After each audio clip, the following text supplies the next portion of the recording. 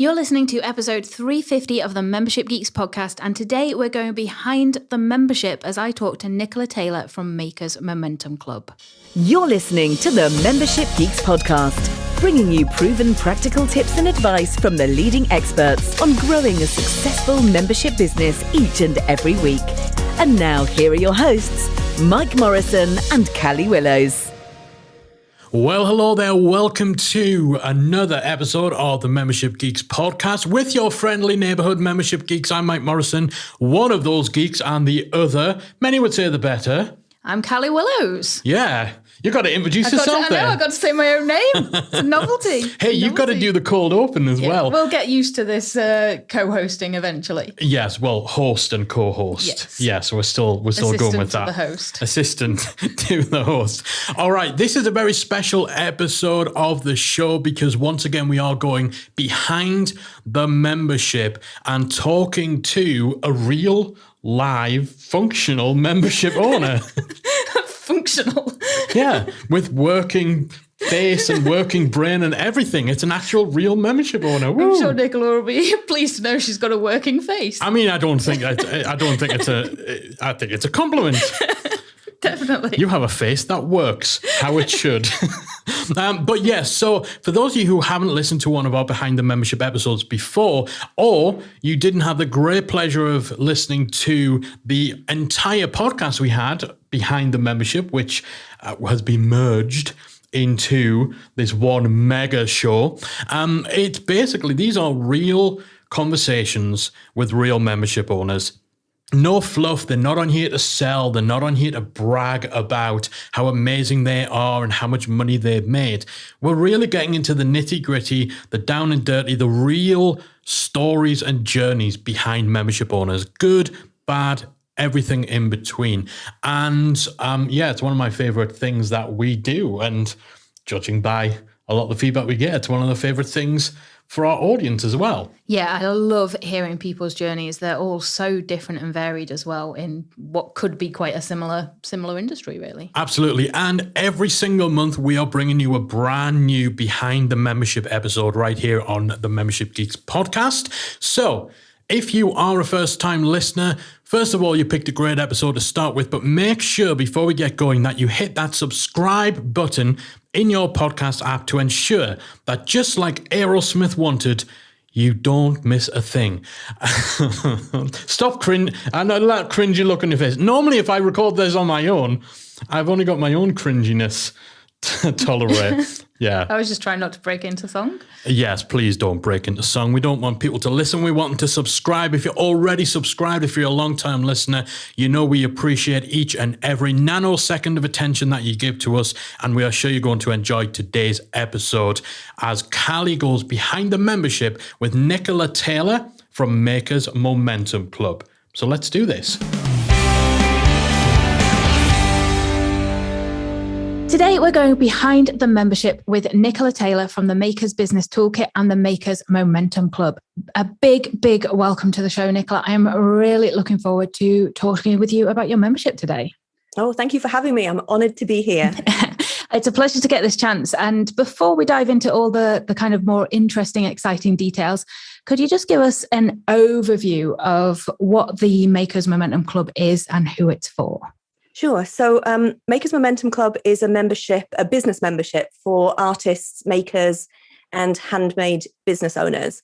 And we've got a really kind of diverse group of members from traditional 2D painters, photographers, illustrators. We've also got ceramicists, potters, jewelers, people who make children's clothing.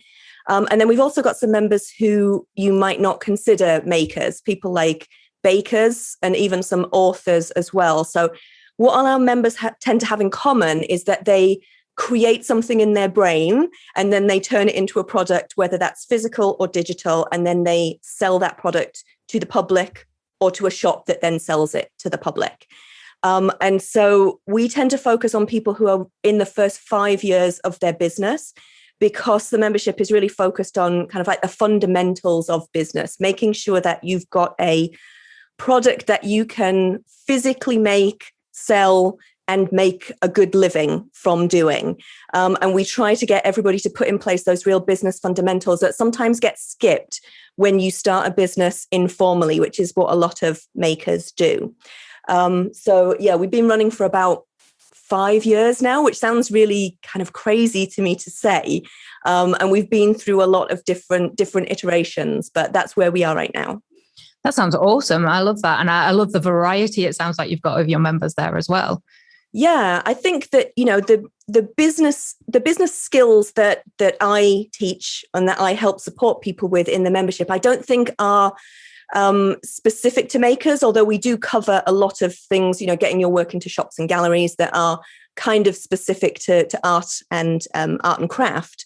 But I think that, we're teaching those beginner fundamentals about how you make money from a business, and also how you find customers, how you promote yourself, and how you learn to work differently when you work for yourself rather than working for someone else. So it's applicable to a lot of people. And we do kind of occasionally get members who are not makers at all, just because the content appeals to them. Awesome. And so you've been going for about 5 years now, you mentioned there. So what inspired you to start a membership site in the first place? Well, I always kind of say that my membership was an accidental membership, because Makers Momentum Club started as a free Facebook group that was an add-on to another product that I sell, which is called the Makers Yearbook. It's a diary and a planner for artists and handmade business owners to set goals and to, kind of manage their working habits throughout the year. And in the original version of the Makers Yearbook, every month we had a challenge, like a thing that people could work on to grow their business, whether it was setting up an email list or getting started on social media or whatever it was. We had one of those each month. And in the second year, I was kind of like, wouldn't it be great if we could all do this together in a Facebook group? And so that's kind of where it started. And then it almost kind of snowballed from there as people asked for more and asked for more content, asked for content that was more educational, really, and that was more joined together than what we were offering to start off with. And so we added in, a full membership site and educational content and live Q&A calls and all of that stuff as well. So it's been, although I've been a membership owner for 5 years, I don't feel like I had like a fully fledged membership until probably a year or two ago, because I was still just kind of going with what people were asking me for. Okay, so I love that this kind of started from kind of people asking for more from you, essentially, and that evolution there. But I'm curious to know, it sounds like initially you were doing a lot of this for free as kind of add-ons for the diary, the journal. So did you get any pushback from people when you kind of turned that around into, okay, I'm going to start charging for a membership now? Yeah, it's been kind of quite a long process of going from it being completely free and part of the yearbook to being completely separate and paid for completely separate on a subscription. We didn't go from one to the other in one step, but I would say it's been one of the significant difficulties that I've had. It has been navigating that journey. So what we initially did was to say, okay, it was free and part of Makers Yearbook to start off with, when it was only supposed to be a community with very little work and very little input from me. And then it became a paid add-on to the yearbook, so you could purchase it as an add-on. And, we definitely had some pushback at that point that had to navigate and had to kind of explain. I just handled that really by being upfront about saying it's becoming an entirely different product than what was offered in the first place. And I'm happy to provide that, and I'm excited to provide it. But I can't do it for free, and I can't do it in the price of the yearbook anymore. So it then became a paid add-on. And then after a while, what we were doing was every year people would buy the Makers Yearbook in that September to January period when people are buying diaries, and they would get the chance to add on Makers Momentum Club at that point. So essentially we were kind of like a closed membership, and also a closed membership where there was no automatic renewal. Everybody had to sign up again the next year. And so it was a huge amount of work just dealing with the confusion that went with that. People didn't know whether when they bought the book, did they have to buy this extra thing, or they forgot to buy this extra thing and then they weren't in the membership, and then people were confused about what they got with what thing. And so it just became very difficult to deal with. And also people thinking that they'd renewed and they hadn't, not wanting to deal with renewing. And so, you go through that process where every year you have to resell people on joining the membership again, because essentially they're joining from scratch. And that was the next problem that we encountered. So we went from free to paid add-on, and then suddenly we've got this problem with how I've set it up again. So I've made so many mistakes in the way that I've kind of charged for this, or the way that I've packaged it. And now we've got to the point where Makers Momentum Club is now finally completely separate from Makers Yearbook. Although we do still get queries from people about whether if they buy the book, do they get it? And so, it's now a completely separate product, paid for on monthly and annual subscription. And that is significantly reducing the amount of kind of customer service inquiries we get, and just the amount of work of explaining the product to people over and over and over again. Awesome. So I really like that you've done that evolution, though, because you can see then the different effects that has. And as you say, the non-renewal, automatic renewal and things like that, how then having that monthly and annual automatic renewal, it can make life so much easier, really. I think that you can really, really underestimate the impact that a bad business model can have on your growth, and also on your life as a person. That you're constantly fighting against things, and you've just made it more difficult for yourself than it needs to be. So I mean, that was one of the bigger reasons for wanting to move to this completely open model where we sell all year round, was that I couldn't help people in the rest of the year, because I couldn't say to people, look, you've got to buy the Makers. I know it's October and it's last year's book, but you've got to buy the Makers Yearbook if you want to join now. And, it's still totally worth it, because it's, it still works out really, you can't convince people of that. That's not an easy sell. And so, I feel so much better about where we are now in terms of being able to just show people what Makers Momentum Club can do for them, and not putting these unnecessary barriers in the way to kind of converting people to join. Yeah, that definitely sounds like it's going to be much easier for you moving forward. And so is this and the yearbook a full-time business for you, or were you working on other products and services and things as well? When I initially started the yearbook and Momentum Club as it was then, I was working, I had my own business as a fine art photographer as well. So I was actually, somebody who would have been one of our members. And then as time has gone on, I kind of had to make a decision. Was I going to keep Makers Momentum Club small and manageable, and so I could do my photography as a business as well? Or was I going to say, well, I'll keep my photography for myself, and I will concentrate on Makers Momentum Club, because I was being asked for more all the time from the members, and I wanted to give it and I wanted to do more. But there came a point where I had to say, I have to choose between these two things. And so now, Makers Yearbook and Makers Momentum Club is my full-time business, and I keep my photography just for myself. So I'd love to know then, and this might be a little bit of an odd question, but you mentioned you've had challenges with the business model over the years and getting the right fit. For a lot of people, they might have taken that as a sign to just burn it down, stop it completely, and move on to something else. So what made you actually persevere and keep tweaking that model until you found kind of the perfect fit, so to speak? I mean, I think it was because there was always demand for what I was doing. I wasn't in that position where I was trying to sell something and nobody seemed interested in it.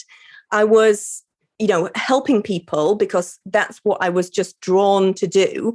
And people were asking for more and more and more from me. I wanted to provide it. So it felt like solving a problem, and in many cases, a problem I'd made for myself, but it felt like solving a problem rather than fighting a battle against something that wasn't going to be successful. I could see that there was a need for it, I could see that I could probably deliver it at a price that our customers at their particular stage of business could afford, but I just wasn't quite getting it right. I wasn't positioning it right. And so for me, I never felt like giving it up. I just felt like I just needed to work out the right way to position it and the right way to sell it. It never really felt like it wouldn't work. It just felt like it was not working for me personally, if that makes sense. It was going to work as a business, but for me personally, I had to make changes to make it just more enjoyable to run. Yeah, and I love that you've persevered and done that as well. And yeah, the end result's great. So definitely worth it in the end. So speaking of that, then we've talked about some challenges there, but it's been 5 years since you started on this journey. So what would you say the actual biggest challenge you've had has been aside from that business model? I actually think the biggest challenge is right now, and where things are right now, because I feel like we're 2 years past the beginning of the pandemic and the world has changed so much. And, I'm teaching a model of online business that kind of depends on being able open trade around the world. And that is changing and becoming much more difficult. And then, COVID has changed so many things for so many people. And so while I'm facing all of these headwinds in my own business with trying to ship Maker's Yearbook around the world and trying to navigate the, hugely increased shipping costs and all of the taxes and import duties and all of the new regulations that have come with Brexit, but that are also coming from countries just wanting to tax more on imports.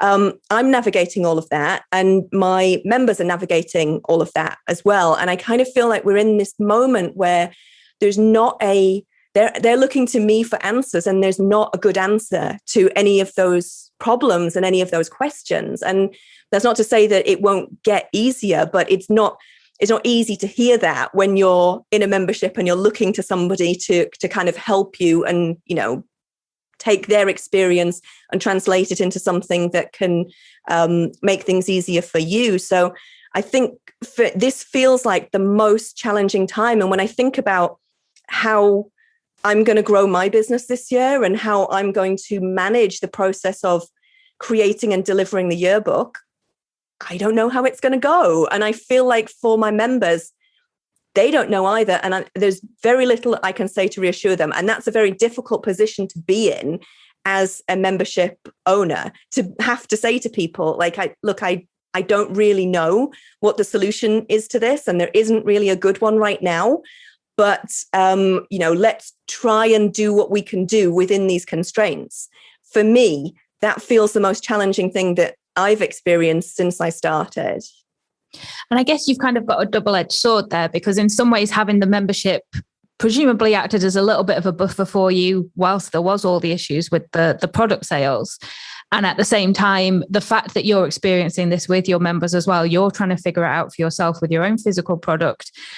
Yes, you might not have the answers, but they can see that you're doing it too, as opposed to you're just kind of running the membership. You're not still selling products. You're not actually in the trenches with them, dealing with the same issues.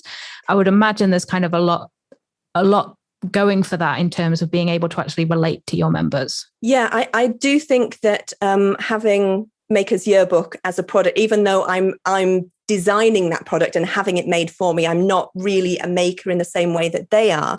Just having that connection to the same type of business issues that they're facing, I think really helps in terms of understanding the things that they're going through and the things that they're experiencing, whether it's just, customer service just being much more difficult because everybody's so stressed out from COVID and the pandemic, so it's whether it's that kind of thing or whether it's just these shipping issues, import duties, how do we navigate taxes to the EU, how do we deal with all of that stuff? I think the Maker's Yearbook helps with that.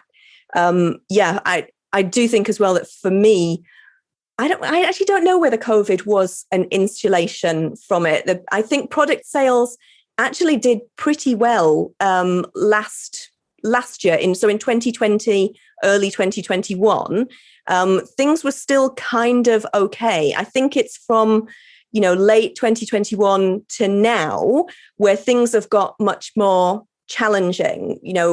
There's some extra changes that have come in because of Brexit. The EU changed their rules on import. Just selling products became more difficult at that point. So I think that, I can understand what they're going through, and I think that helps me. But at the same time, it's hard to be having to say the solutions to this just aren't good, and they're not easy, and then they're expensive. Yeah, I don't envy you that at all. So I would love to know then, going back to COVID, how did you find that in itself affected the membership? Did you find that it actually led to more people finding you, or was there less people because of all the issues with shipping and things like that? How did it actually affect you on a growth scale? I think we had kind of like an initial growth in members, and then that tapered off. So I would say an initial growth when people were on furlough and people were anxious about, were they still going to have a job? Setting up a kind of like a maker business is something that a lot of people think about when they've got insecurity in a 9-to-5 job. It's kind of like, could I, or when a 9-to-5 job becomes difficult because you're being asked to do a lot of extra work that you don't enjoy, and you're being kind of pushed on your hours. So when life becomes difficult in your 9-to-5 job, that's when a lot of people think about leaving and setting up a business. So we got an influx of members at that time. But what we also got, which was very difficult for me to handle, was a huge increase in engagement with our existing members. And you wouldn't think that would be a bad thing. That sounds like a really good thing. But at the time, I was running the membership entirely by myself. So I was doing all of the admin work, all of the customer service work, all of the community management, coaching every day in the community. And it was completely manageable, and I didn't see any problem with it. I was completely fine. When we had maybe 5, 10, 15% of our members really actively engaged, and the rest were, sat back more and were more consumers of the content rather than people who were interacting with you and asking for a lot of one-on-one attention. When the pandemic began, that shot up to about 50%. And so it was hugely kind of overwhelming for me to suddenly have so many extra people coming to me and asking for one-on-one help. My model hadn't been set up to kind of cope with that. And I had not thought about it until that point. And we also had, obviously at that point, everybody extremely anxious. And a lot of my role at that point was just kind of like, again, soothing people's anxiety and saying, like, there's no good answer to this, but we're going to do what we can, and let's work on some things online that are going to help to protect you a little bit from what's going on. Shows were being cancelled and all of that stuff. It was the pandemic really, I think for me, changed the way that I wanted to run my business. I thought I was completely fine doing everything myself. I enjoyed doing everything myself. I enjoyed coaching all the time in my membership, but I definitely got really burned out. I would say, we went through the first wave of the pandemic. I was kind of okay. We went through the second wave. I was kind of okay. But 18 months later, I'm definitely feeling all of that extra kind of engagement with people that I went through at that point. So since then, I've changed things up a lot. I've, hired a VA who's working kind of quite a few hours a month with me now, outsourced my bookkeeping, done a lot of stuff. You spent really the last year putting systems and processes in place so people can actually help me, so that I can not be the center of everything all the time, because it really was very, very difficult to handle at that point. So you've got a small team helping you now, from the sounds of it, to take on that work. Yeah, that's right. Just a couple of people, but I'm hoping to grow even further. I want to bring on somebody to help it. We've still got things that members are asking for, co-working, And I want to bring somebody on to help with that as well. And, bring on more members of the team to help with marketing, to bring people into the membership, because all the time that I was spending completely buried in stuff, doing everything myself, I really wasn't doing a good job of putting external marketing in place to draw more people to the membership. I was so focused on serving the members. And then, when the pandemic started, it became overwhelming to serve the members. And marketing really got pushed onto the back burner. So, we've been working over the last year on getting an evergreen funnel. So at least we've got a free offering that sets up a sequence that directs people towards the membership. That's a big improvement, so that at least we've got that. And working much more on organic marketing as well, because that's something where, over the last 2 years, I've just completely dropped the ball on that. So a couple of things to touch on there. So you mentioned there with the marketing that you've kind of got this funnel in place now, and that's starting to work well. What else have you actually done to get members over the years? What's worked well for you on that approach? Well, because the yearbook, the membership started as this add-on to the yearbook, the sales of the yearbook have been the primary driver of members into the membership. And even when we separated it off somewhat and we started selling Makers Momentum Club year round, those yearbook buyers were still the primary driver. And that was, that created problems in and of itself within the membership. So we would have a large number of new people join every year in January. And in January, everybody's kind of full of like New Year plans and really kind of big energy. And the community would kind of take off, and all of our existing members would get overwhelmed. And it caused a lot of problems. And then again, the way that we were selling the yearbook was mostly through advertising. So we would get this benefit that we would spend the money on the advertising. We would get the sale of the yearbook, and then we would get, the additional upsell of the membership as well. But organic marketing, having kind of any strategic and organized organic marketing into the membership, has been really, really a point of weakness.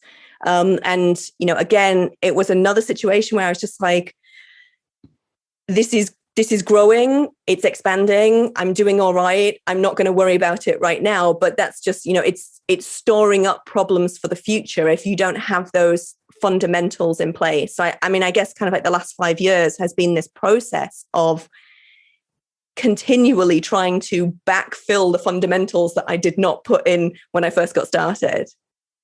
I think that's great though, because it shows that you can still kind of start scrappy or accidental, as you mentioned it, and get up and running and have a successful membership without necessarily having put everything in place perfectly, or without having to kind of tick all of the boxes at once.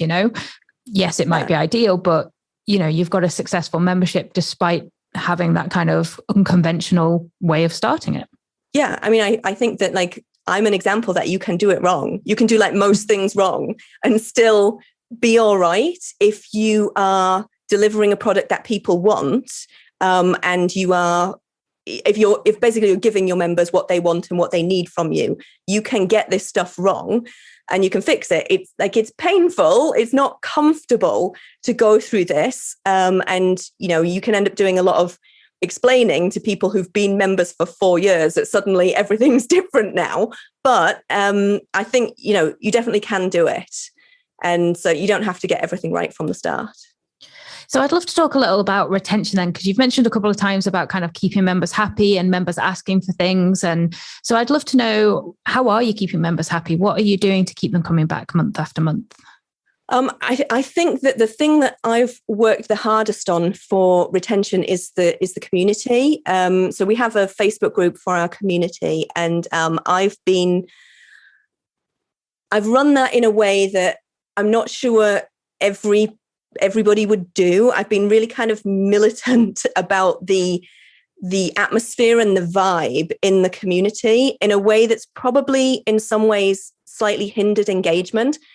There are a lot of for makers and artists, there are a lot of free Facebook groups. And that's the kind of thing that in some ways I feel that we are competing against when people come and join our community. And those groups tend to be not very focused, a lot of complaining, a lot of only coming to the group when you've got anxiety about things, a lot of organizing members into things like Instagram pods. There's a lot of activity, but not activity that gets you towards making money from the things that you make, which is what we are absolutely focused on. I want people to be making money so that they can, have options and have opportunities from the things that they create.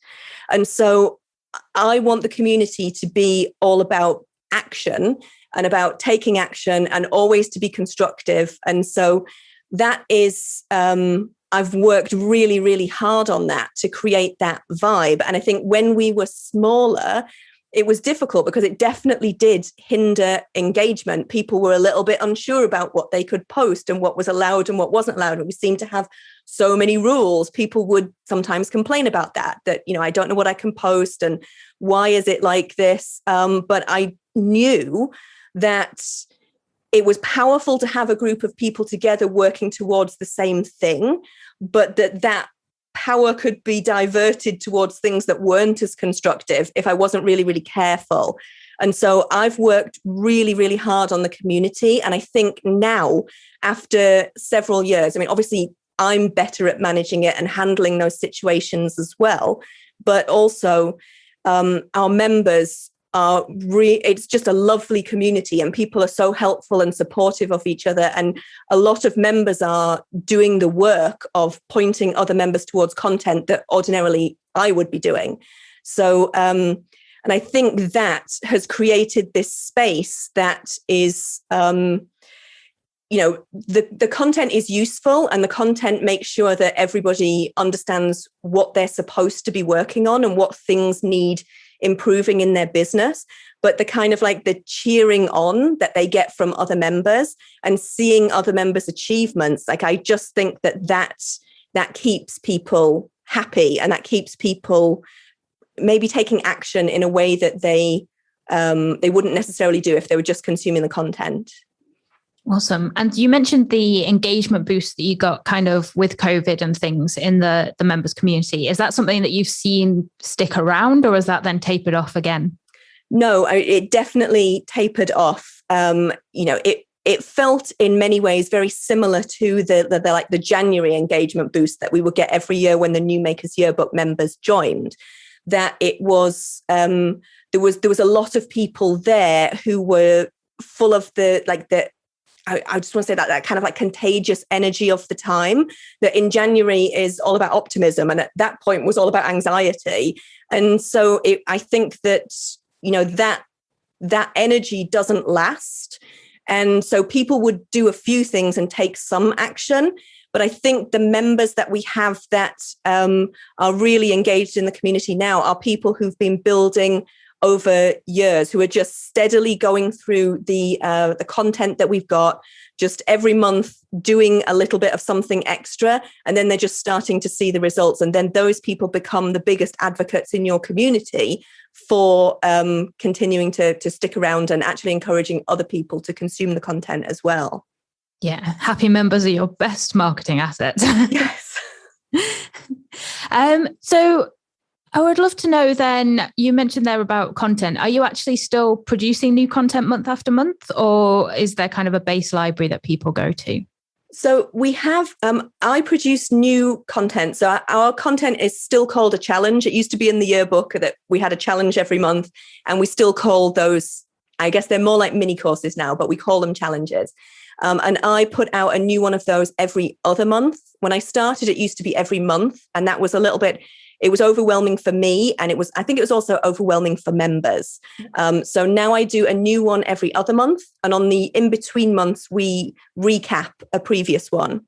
I've also got a big kind of like foundation course for people in the first year of running their business that takes them through everything they need to get in place in the first year. So that's a big kind of like 48 weeks of lessons to help you just do the things you need to do in the first year. So there's a lot of content in there, and I am still adding more, but at a slower pace than I was at the beginning. But I think that, one of the things that's a big aim for me in the future is to add in more stuff that will encourage people to consume the content or take the actions from the content in a simpler, easier way. So, I love that in Membership Academy, the new kind of like member missions that you've got. And also there's kind of like a checklist of things that you could go through for achieving certain outcomes. I love that kind of stuff. And I think that's really, for our members, overwhelm is a big thing. There's a lot of stuff that they have to do. There's a lot of stuff that they have to put in place. And, I don't want the content to become one more overwhelming thing that they have to do. So finding ways to engage them with the kind of like the high level stuff and getting them to just take the actions from the content, I think that's a big goal for me going forward. Yeah, I like that idea. It's I think that's the perpetual challenge as you're adding content is how do you make it really easy for people to consume still? Yes. Definitely. So I would love to know then, overall, what impact would you say having the membership has had on your life and business? I absolutely love running my membership. Like I never intended to do this. And I think, one of the challenges for me at the beginning was a lot of imposter syndrome about I just made a book and put a Facebook group with it. And now people are asking me what to do about things. And I'm not sure I'm the person to tell them. I had a lot of that at the beginning. But once I realized that I could make a genuine difference to people, it's been very, very easy for me to carry on and actually even occasionally become obsessed with it. I just absolutely love what I do. And through the pandemic and through the business model changes, there are times when it's definitely had a negative impact on my life, but the actual being with my members and with helping them has only ever had a positive impact on me. I absolutely love doing it. I think that, one of the things that came up during COVID was that there was so many of our members were not eligible for government assistance because they weren't making enough profit to get it. And I was like, okay, so this is going to be a mission for me now for the next few years to put a stop to that and to make sure that people who are creating these kinds of products, because these are the same products that department stores and retailers have been selling and making profits on for decades.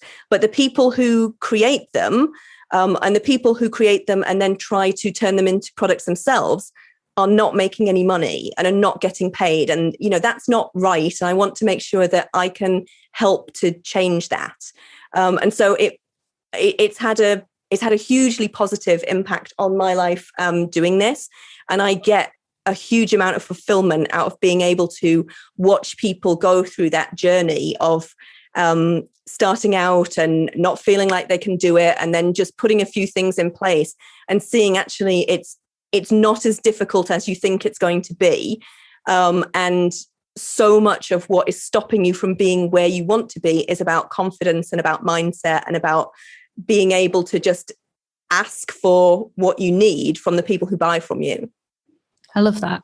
And yeah, I think something that I just popped into my head there is the membership actually mainly UK based because of the kind of things that you're teaching, or is it international? It's about 50% UK and then 50% from the rest of the world, predominantly the US, but also some in Australia. Australia is difficult because, with the time difference from the UK, it's difficult for people in Australia to be able to be on the live calls for Q&A.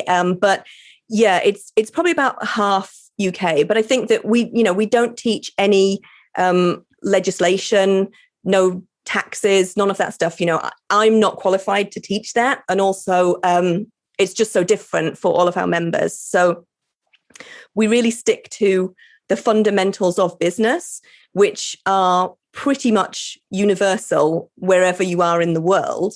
And all the mindset stuff and the kind of like working habits that we teach, that everybody suffers from that. People who are not makers, every small business owner suffers from those kinds of things. So I think that there's no reason why we can't have a more international audience and grow that side of it. So as we wrap up then, I would love to know what your one tip would be to any listeners who are thinking of starting a membership, or maybe they've just launched their membership. What's one piece of advice you would give them? I think that you don't get into it if you don't love it, because I know that I've been in communities with other membership owners where they don't want to be really involved in their membership. It's a part of their business, but they just want it to run and provide that recurring income without actually being involved in it. I took a course for community managers where essentially we were kind of told that, you shouldn't really be running your own community. And I was like, no, I would hate that. Like, I want to be there. I want to be talking to people. I want to be knowing about what they're doing. I want to be helping them. It would be the worst thing for me to just have this thing running alongside in my name, with people just paying every month and I'm not engaged with it. I think that you have to love it. You have to want to really help those people and be with those people. But at the same time, you do have to keep something of a boundary for your own kind of well-being as well. But yeah, I think don't start it thinking that it will be simple and easy, because it's definitely not. But it really does bring those rewards if you are into it, and it lights you up to do it. Yeah, I think that's the key there. It has to light you up. Otherwise, it's just going to fizzle out eventually, or you'll end up hating it. Yeah. I think you just end up not wanting to do it and not wanting to deal with it. And it, because there's a lot of administration, not only of the member accounts and all of that kind of, there's a lot of administration that goes with the back end of it. There's a lot of administration that goes with the content side of it. And, you can hire people to do those things, but there's cost involved with it. And if you're the figurehead of your membership as well, people will always come to you with questions and will always want support and contact from you. And if you're not into that, it's going to be an uncomfortable process to keep pushing back on that. So one final question then, and that is there anything I haven't asked you that you would love to talk about when it comes to your membership or your membership journey? I think we've covered a lot. I've talked a lot, so I'm not sure there's a lot that I haven't covered. But yeah, I've really, really enjoyed my membership journey so far. I feel like this is the hardest point. This is the toughest it's ever been, just because of the burnout that I experienced during COVID and the difficulty that, I think you always underestimate how long it's going to take you to make foundational changes in the way that you run your business. So even just like taking on a VA, if you've never done that before, that it took me a year to get the processes in place for that, and to get, my VA was working and up to speed before that, but if she'd left, nobody else would have been able to do it. And so I think it's been, the last couple of years have been tough. And then now there's these challenges out in the world as well that weren't there before, but I have enjoyed the journey so much so far. And I'm just kind of like, I'm excited to keep growing it. Awesome. I'm excited to see how you continue to grow it as well. So thank you so much for joining me today, Nicola. As I said, I'm really excited to see what the next year, the next 2 years, the next 5 years have in store for the Makers Momentum Club. And if anybody listening wants to check out the site and the Makers Yearbook, the Momentum Club, it's at makersbusinesstoolkit.com. Is that right? Yeah, that's right. Awesome. So all that's left for me to say right now is thank you again so much for sharing your journey with us, Nicola. It's been my pleasure. Big thanks again to Nicola Taylor from the Makers Momentum Club for sharing her journey with me on today's episode. Yeah, that was a great conversation. I always love hearing the stories from proper membership owners, people who have done it and are still doing it, and the passion comes out, and just there's always something new to learn. I found it so interesting with Nicola, the way that the pandemic, and obviously a lot of these behind the membership stories right now, we're seeing the effects that COVID has had on people in the membership industry. But it was really interesting how engagement was one of the main things that changed in Nicola's community, and it skyrocketed, which means obviously, her members saw that community as somewhere they could get the connection and the support that was being cut off by the pandemic. So that's fantastic, and it's great, and it's amazing, and we'd all love more engagement in the community. But I like that Nicola shared the other side of the coin, because it's not all rosy when you get what you want and you get that extra community. Yeah, definitely. And I think whilst Nicola's obviously very happy to give that support to her members, realizing that as a one-man band at the time, that does add a lot of extra work, a lot of extra pressure, a lot of extra stress to be that solo support network, essentially, for a huge chunk of your membership. Yeah, absolutely. We always say we'd love more members. We love more engagement in our community. We want more people to do more of the things we're asking them. But sometimes when you get what you hope for, you don't actually realize that it comes with additional work. It comes with additional logistical challenges. And, the fact that Nicola's been able to navigate that and have the Makers Momentum Club community somewhere that can play that valuable role for her members during such a difficult time is fantastic. So all credit to Nicola. Yeah, definitely. All right. Hopefully you have enjoyed today's episode. I can't see how you couldn't. Once again, if you're not subscribed to the show, make sure you hit that subscribe button in your podcast app. We'll be back again next week with another installment of the Membership Geeks podcast. If you enjoyed this week's episode of the Membership Geeks podcast, we invite you to check out membershipacademy.com. Membership Academy is the original membership about memberships, and it's the essential resource for anyone at any stage of starting, growing, and running a successful online membership business. Whether you're still trying to figure out what your idea is going to be and you need some help making it a reality, or whether your website is already up and running and you're looking for ways to grow and attract new members, then Membership Academy can help you to get to the next level. Not only do you get access to our step-by-step membership roadmap, our extensive training library, and exclusive member-only discount and tools, you'll also become part of our supportive, active community of membership owners that will help you along the way in your journey with feedback, encouragement, and advice.